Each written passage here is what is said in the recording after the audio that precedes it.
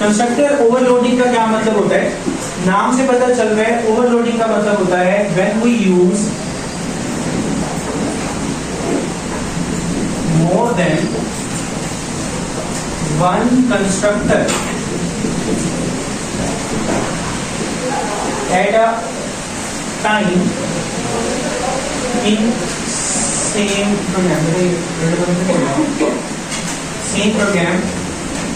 which is called as constructor overloading। मतलब एक ही programme के अंदर आप एक ही वक्त के अंदर एक से ज्यादा कंस्ट्रक्टर को इस्तेमाल कर सकते हैं, तो that is called a constructor overloading. मतलब अगर हम एक ही प्रोग्राम कर रहे हैं, अगर हम ओवरलोडिंग के अंदर इस्तेमाल कर रहे हैं तो 2 या 3 प्रोग्राम्स को हम मर्ज कर सकते हैं। मतलब एक ही चीज को मैं 2 से 3 बार इस्तेमाल करना चाहता हूँ, तो वैसे तो मुझे अलग अलग प्रोग्राम्स बनाने पड़ते हैं, लेकिन अगर मैं ओवरलोडिंग का इस्तेमाल कर रहा हूँ तो मैं एक ही प्रोग्राम के अंदर 2 से 3 काम कर सकता हूँ एक ही वक्त में। That is why this is called a overloading.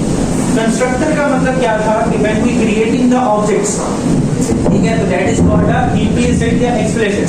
क्या कहलाता है? कंस्ट्रक्टर क्या कहलाता है? इम्प्लिसिट। इम्प्लिसिट का क्या मतलब होता है कि कंस्ट्रक्टर में जिसके अंदर आपको सिर्फ ऑब्जेक्ट बनाने की जरूरत पड़ती है, फाइल्स के अंदर जो आर्गुमेंट्स होते हैं वो ऑटोमेटिकली पास ऑन हो जाते हैं, क्योंकि that is called a default arguments ना। और यूजर डिफाइंड क्या था? जो एक्सप्लिसिट था, इसमें आपको खुद से नंबर देने पड़ते थे। डिफॉल्ट आर्गुमेंट्स में क्या होता है कि दे टुक द वैल्यूज ऑटोमेटिकली। तो कंस्ट्रक्टर ओवरलोडिंग के अंदर हम एक चीज ऐसी कर रहे हैं जिसके अंदर हम वैल्यूज पास ऑन करेंगे, और एक ऐसी करेंगे जिसमें ऑटोमेटिकली वो परस्यू कर देगा, चीजों को ले लेगा। वो हम एग्जांपल कोड से करेंगे, ठीक है। देख बेटा, लेट्स सपोज जो आपकी बुक में दिया गया है वो कहते हैं कि आपके पास एक क्लास है जिसका नाम आपने रखा रेक्टेंगल। सी रेक्टेंगल होगा, लेकिन हम सिर्फ खाली रेक्टेंगल रखते हैं। क्लास का नाम आपने रखा रेक्टेंगल। अब उसके अंदर आप 2 चीजें फाइंड आउट करना चाहते हैं, 2 वैल्यूज लेना चाहते हैं, एक लेंथ और एक विड्थ, ठीक है। तो हमने लेंथ ले ली और एक विड्थ ले ली। अब कैटेगोरिकली इसको प्लॉट होना चाहिए था, क्योंकि लेंथ हमेशा पॉइंट पे आती है ज्यादातर, और विड्थ भी किसमें आती है? पॉइंट में। तो मैं चेंज करवा दूंगा आगे जाके।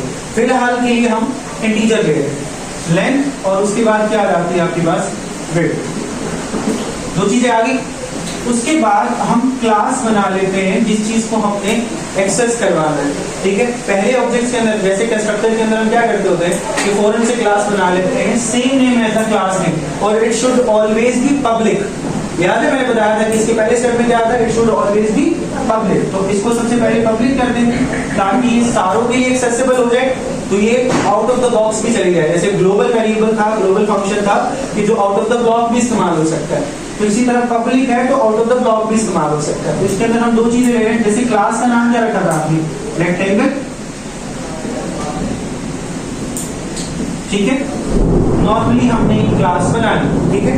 इसी तरह मैंने कहा था ना, same name as a class name, और इसमें कोई नंबर ऑफ आर्गुमेंट्स या पैरामीटर्स हमने अभी पास ऑन नहीं किए, जो जरूरत ही नहीं पड़ती। हम खाली ऑब्जेक्ट बनाते हैं, वैल्यूज आ जाती है इसके अंदर, लेंथ विड्थ। फिर उसके बाद हम एक और क्लास बनाते हैं जिसके अंदर भी नाम आप सेम रखते हैं, same name with a different classes, same name with a different classes या डिफरेंट एट्रीब्यूट्स। मतलब एट्रीब्यूट सेम रहेंगे लेकिन नाम सेम नहीं है। तो सेम नेम दोबारा से उसके अंदर हम एक वैल्यूज असाइन कर लेते हैं। मतलब मैं कह देता हूँ लेंथ एंड विड्थ। अब मैं वैल्यूज असाइन कर रहा हूँ। लेंथ जो है वो कितनी है आपके पास? लेट्स सपोज 4, और विड्थ कितनी है आपके पास? Let's suppose 2। एक लेंथ है और दूसरी कितनी है आपके पास? विड्थ। फिर आप एक और क्लास बना रहे हैं जिसमें सेम नेम रखा आपने, नाम क्या था? रेक्टेंगल। रेक्टेंगल के साथ आपने कहा कि नंबर ऑफ पैरामीटर्स कितने हैं?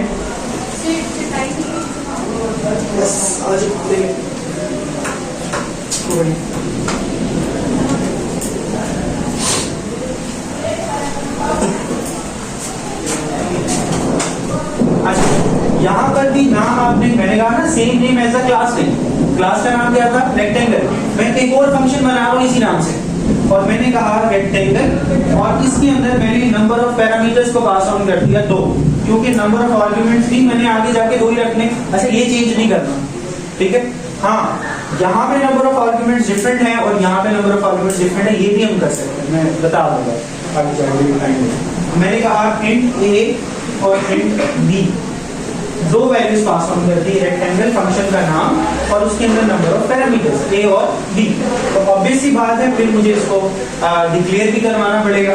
तो डिक्लेयर करवाते हुए मैं कहता हूं कि ए जो था वो लेंथ के बराबर है, यानी कि लेंथ कितनी होगी आपके पास ए के बराबर, और विड्थ कितनी होगी आपके पास बी के बराबर। सिंपल। यहां जाके क्लास खत्म होगी और क्लास से पहले हम एक और फंक्शन बना रहे हैं जिसके अंदर हमने इसको डिक्लेयर करवाना है। मतलब मैंने क्या करवाना है, इसको मल्टीप्लाई, क्योंकि एरिया फाइंड आउट कर रहे हैं ना लेंथ और विड्थ का, तो फॉर्मूला क्या होता है एरिया का, length multiply by width, by 2 लिखने की जरूरत नहीं है, तो मैं जगह नहीं है तो मैं यहाँ पे लिख रहा हूँ। तो मैंने क्लास को डिक्लेयर करवाते हुए क्या कहा, फंक्शन का क्लास की नाम क्या रखा, इंट एरिया, ठीक है। एंड देन उसके अंदर जाके मैंने कहा कि क्या क्या क्या मल्टीप्लाई हो जाए आपके पास, लेंथ मल्टीप्लाई बाय विड्थ, और वो उसको रिटर्न करवा दो, लेंथ मल्टीप्लाई बाय विड्थ, ठीक है। लेंथ और विड्थ को वो क्या करवा दे, मल्टीप्लाई करवा दे और उसको रिटर्न करवा दे, ठीक है। सिंपल सी बात, यहाँ की क्लास खत्म हो गई, ठीक है। अब मैंने वैल्यूज तो पास ऑन करवाई है सिर्फ इसको, मतलब ये तो डिफॉल्ट वैल्यूज हो सकती हैं, लेकिन यहाँ पर मैंने वैल्यूज पास ऑन करवानी है, passing arguments as a constant, याद है ना, ये सारी चीजें उसी में इंप्लीमेंट हो रही है। ये तो आपने वेरिएबल्स के तौर पे पास ऑन करवाए, लेकिन क्योंकि ये पहले से प्री डिफाइंड है तो ये डिफॉल्ट आर्गुमेंट्स के तौर पे इस्तेमाल होंगे। लेकिन आगे जाके मैं कहता हूँ कि इंट मेन के अंदर आया मेन फंक्शन के पास, और मेन फंक्शन के अंदर आने के बाद आपने क्या कहा, जो हम क्लास का नाम रखते थे, क्लास का नाम क्या रखा आपने, रेक्टेंगल, और उसके अंदर ऑब्जेक्ट कैसे बनाते थे, ऑब्जेक्ट लेट सपोज हमने बना लिया a1, क्या बना लिया a1, और उसके अंदर वैल्यूज पास ऑन करवा रहे हैं। वैल्यूज पास ऑन कौन सी करवाई मैंने, लेट सपोज मैंने कहा 8 and 4, दो वैल्यूज पास ऑन करवा दी 8 and 4। इसी तरह एक और रेक्टेंगल के नाम से मैंने एक और ऑब्जेक्ट बनाया जिसका नाम मैंने रखा a2, क्या नाम रखा a2, जिसको वैल्यूज पास ऑन करवाने की जरूरत नहीं है, ठीक है ना, क्योंकि एक के पास तो वैल्यूज जा रही है, दूसरे के पास जाने की जरूरत है ही नहीं, दूसरे के पास तो ऑटोमेटिकली वैल्यूज मौजूद है ना, 4 की और 2 की, वो मर्जी है आपकी। मतलब अगर मैं इन दोनों को पास ऑन नहीं करवाता, यहाँ पे इसको छोड़ के यहाँ लिख देता हूँ, तभी कोई फर्क नहीं पड़ता, वो a2 कंसीडर कर लेगा इसको 8 and 4, ठीक है, और ये इसको a1 कंसीडर करेगा, a1 में क्या आ जाएगा 4 and 2। मैं बताता हूँ ये चलेगा कैसे, ठीक है। और फिर जब बना लिया तो उसके बाद cout cout the rectangle of a1 is equals to rectangle a1 dot area, a1 dot area find out करवा रहे हैं ना। इसी तरह cout the rectangle of a2 is equals to,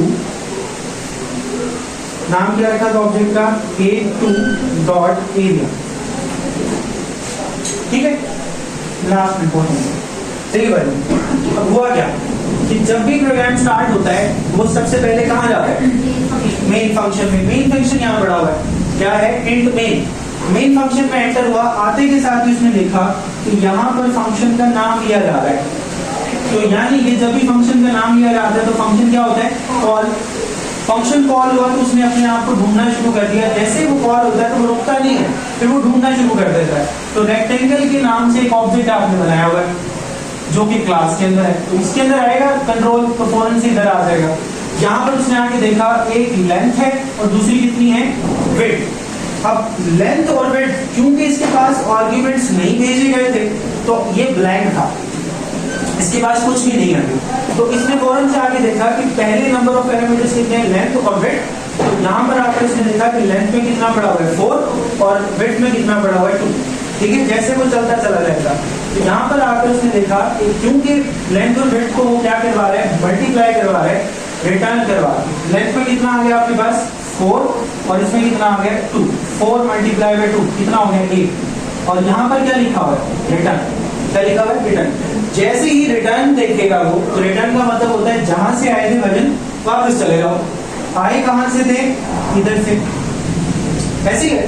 तो A1 के अंदर किसकी वैल्यू आ गई, लेंथ मल्टीप्लाई बाय विड्थ, यानी कि 4 2 8। तो A1 में क्या आ गया 8, यहाँ पर A1 एरिया के अंदर क्या प्रिंट हो गया 8, तो पहली वैल्यू तो प्रिंट हो गई आपके पास 8। फिर वो नीचे आया, उसने आगे देखा दोबारा से फंक्शन क्या हो रहा है, कॉल, रेक्टेंगल बोला जा रहा है उसको, लेकिन यहां से जाते हुए अब वो दो वैल्यूज अपने साथ ले गया। इसका मतलब है कि जब उसको दो वैल्यूज मजीद नजर आएंगे वो उसको इग्नोर कर देगा, क्योंकि आर्ग्यूमेंट्स यहां से क्या हो रहे हैं, पास। अब आर्ग्यूमेंट पास होते हुए एक 8 हो गया और एक 4 हो गया, तो वो यहाँ से दोबारा गया, उसने जाके देखा आर्ग्यूमेंट बन रहे हैं, तो फिर यहाँ उसने देखा कि दो वैल्यूज हैं, इसको इग्नोर कर देगा, वो कुछ और ढूंढेगा। फिर वो इधर आ गया, पहली बार तो वैल्यूज नहीं थी ना उसके पास, अगली बार उसने आगे देखा इंट ए और इंट बी। अब जब भी आर्ग्यूमेंट्स पास होते हैं, फंक्शन कॉल होता है, तो दो चीजों पर होता है, एक फंक्शन के नेम से, फंक्शन का नाम सेम है, फंक्शन का नाम सेम है, नंबर ऑफ आर्ग्यूमेंट्स कितने हैं, दो, नंबर ऑफ पैरामीटर्स कितने हैं, दो, और नंबर ऑफ आर्ग्यूमेंट्स कितने हैं, दो। तो उसी को पहचानना है ना। तो 8 किसके पास चला जाएगा, ए के पास, और 4 किसके पास चला जाएगा, बी। अब ए किसके बराबर है, बी किसके बराबर है, यहाँ पर आया, उसने देखा ए की जगह उसने लेंथ पुट कर दी और बी की जगह विड्थ, वैल्यूज वो लेकर आया था अपने साथ, 8 4 32, विच में अगली बार वो कितना प्रिंट कर देगा,